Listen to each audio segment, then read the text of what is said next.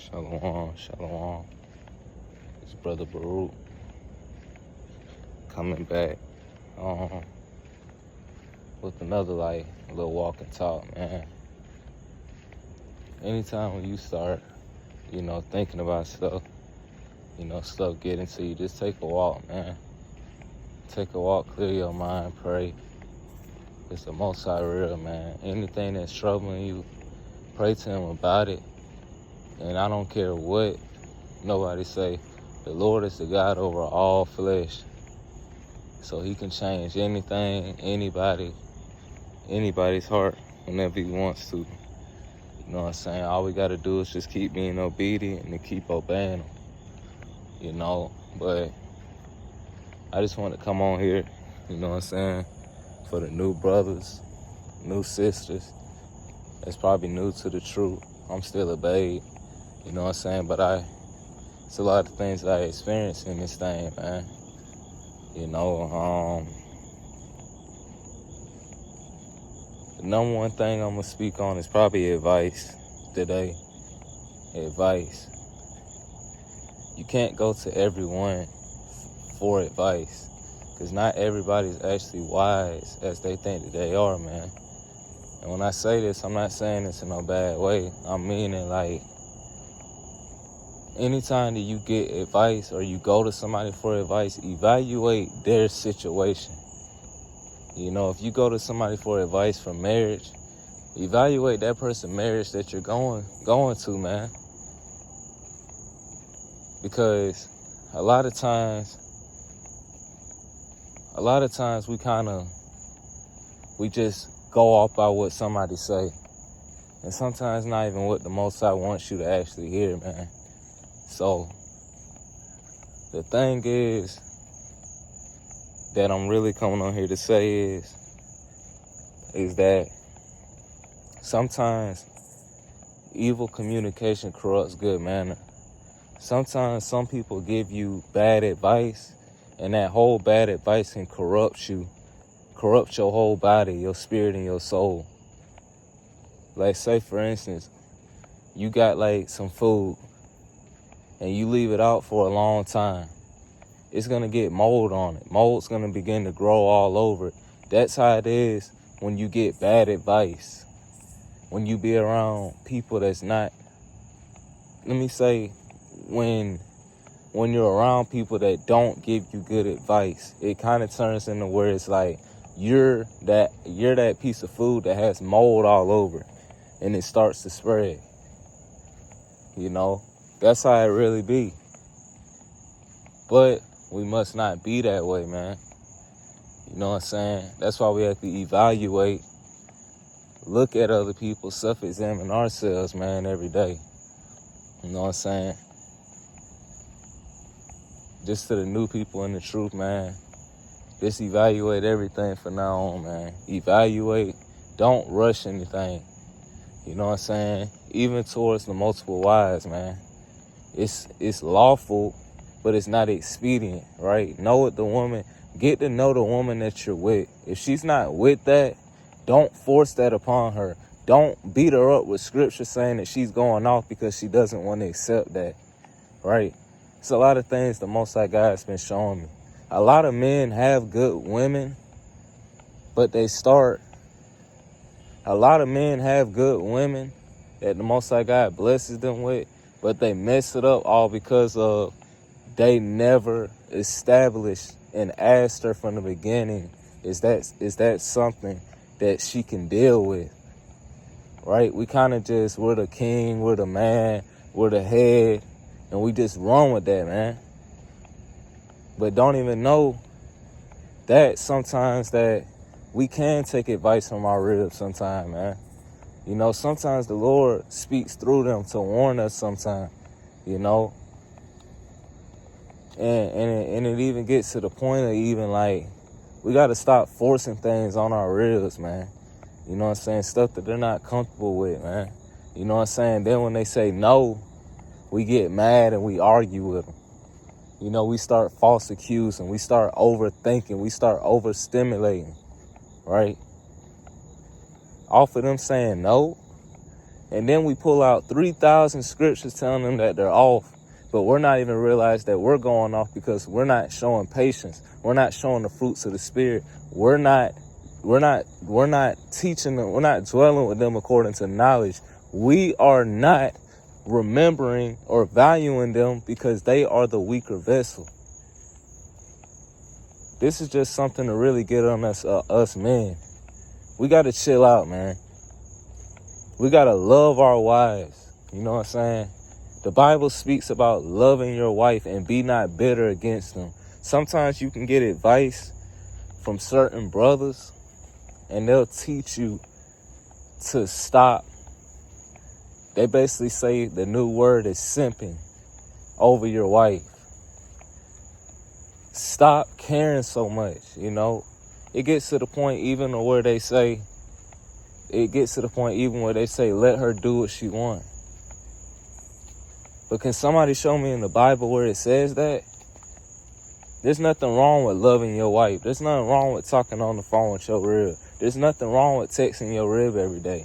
There's nothing wrong with sending your rib money. There's nothing wrong with living in the same house with your one rib. Right? Multiple wives is lawful.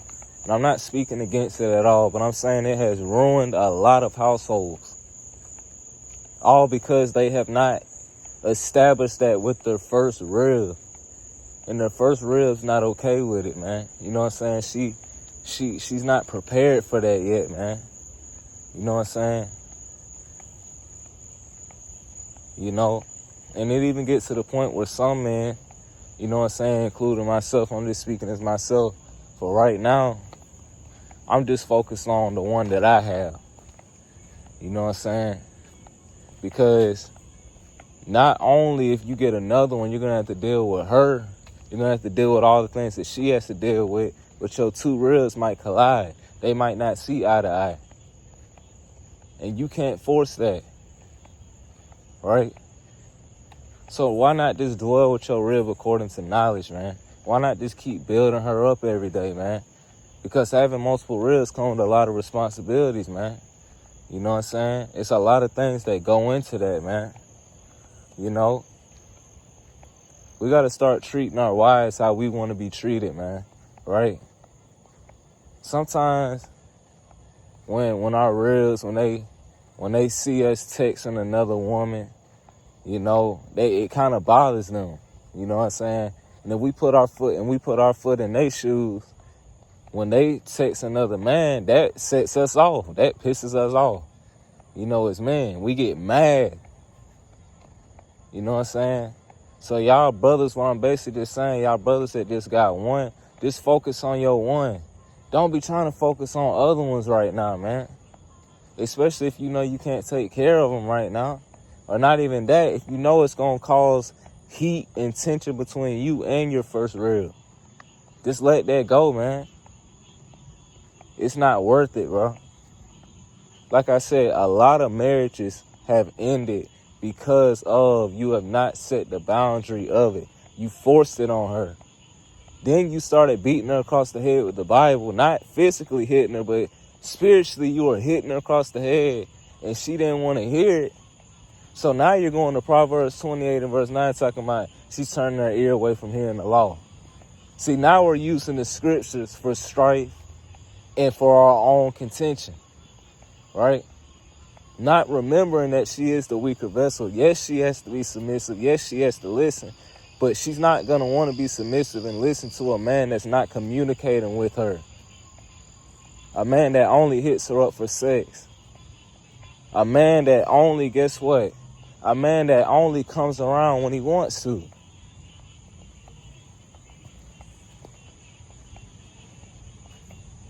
Hey, man, why can't we go? Nah, we ain't even going. All I'm just basically just saying, man, is that the number two things the most I put on my spirit to come on here and say is you can't take advice from everybody. Some advice is corruptible, some advice is evil, some advice is nasty, and some advice is the doctrine of men. And it spreads like mold or a tumor or cancer through the body. Second off, Men, stop forcing multiple wives on women. Right now, I'm talking about right now in this kingdom. It's lawful, but I'm saying don't force it on them. A lot of households break up because of that. A lot of men lose good wives, good submissive, listening, caring wives, all because they let the King title get to their head. They let the head title get to their head. They let the I'm on top of the whole world get to their head. Bro, sometimes we gotta relax, buddy. Relax, buddy. I'm talking to you. Relax. Relax, man. Most High God, He's the God of this world, man. You know what I'm saying? He's the God of this world. Brother Baruch, you know what I'm saying? Also coming on here asking for prayer. You know what I'm saying? I pray. I need y'all prayers, man. You know what I'm saying? I need y'all prayers. And got some good news y'all gonna be seeing tomorrow, Lord willing. If the Lord let me see it, y'all gonna be seeing some good things, man. Not gonna talk about it yet, but I'm excited for tomorrow. You know what I'm saying? I'm excited, bro. I'm excited, man. But walking on this Shabbat, you know what I'm saying? Just enjoying, just thinking, really. Anytime when I get in my mind or something, I'm just gonna get on here and just explain, man. You know what I'm saying? But I want to say one last thing too, man. Keep the Sabbath day holy, man. Keep the Sabbath day holy. Don't be conformed to this world like the scriptures say. Don't do what everybody else is doing on the Sabbath day. You know, drinking to get drunk. Doing things that's not of the Most High. You know, enjoying this, like, turning the Sabbath day into their own festival, right? Your spirit should convict you for even doing these type of things, man. So, hey, man, keep the Sabbath day holy, man. You know, no sex, no none of that, man. None of that, man. Just relax and just keep it holy, man. And it's your brother Baruch. You know what I'm saying? Just came on here just to just explain some things, man. Just what's been on my mind. You know, say it once again, husbands, love your wives. Remember that they're the weaker vessel. Take your time teaching them, man. Stop forcing it down their throat, man. Second thing is, don't get advice from everybody. Advice from everybody is not from the Lord. They might get it. They might go in the scriptures. They can make the scriptures sound like what they want it to say. But realistically, half the stuff that people really say, really don't even be what that scripture really talking about, man. You know, and third, keep the Sabbath day holy, man. Keep the Sabbath day holy, man. The Lord said be holy. Holy means basically to be separate. Be different from everybody else. Don't be like everybody else. Keep the Sabbath day holy and be different. That's what you have to do, man. Keep the Sabbath day holy and be different, man. With that, we give all honor and glory to the Most High. Yahweh, Hashem Yahushua. With that, I say shalom.